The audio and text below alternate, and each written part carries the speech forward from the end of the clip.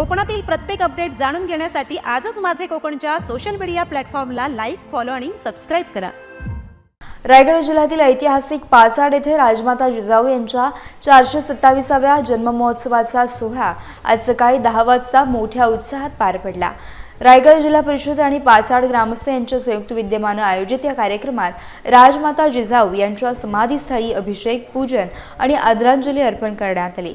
या पावन सोहळ्यास राज्याचे मंत्री भरत गोगावले प्रमुख उपस्थित होते। त्यांच्यासह आमदार महेंद्र दळवी, त्यांच्या पत्नी मानसी दळवी, महाड तहसीलदार महेश चितोळे, माजी जिल्हा परिषद सदस्य बाळ राहुल, मनोज काळेजकर, संजय कचरे तसेच रघुवीर देशमुख, सरपंच सीमा बेंदुगडे, अनंत देशमुख, माजी सरपंच राजेंद्र खातू यांच्यासह अनेक शिवभक्त आणि ग्रामस्थ उपस्थित होते। कार्यक्रमाला पाचाड येथील जिल्हा परिषद शाळेचे विद्यार्थी देखील मोठ्या संख्येने उपस्थित राहिले।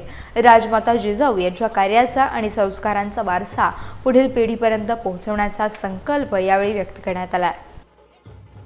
निवडणुकीची धामधूम आहेच, परंतु आमचं कर्तव्य बनतं की ज्यांच्यामुळे आज आम्ही सुरक्षित सुस्थितीत आहोत त्यांच्यासाठी एक दिवस आणि काही वेळ आणि तो देण्याचं कर्तव्य आम्ही गेल्या अनेक वर्ष पार पाडतोय।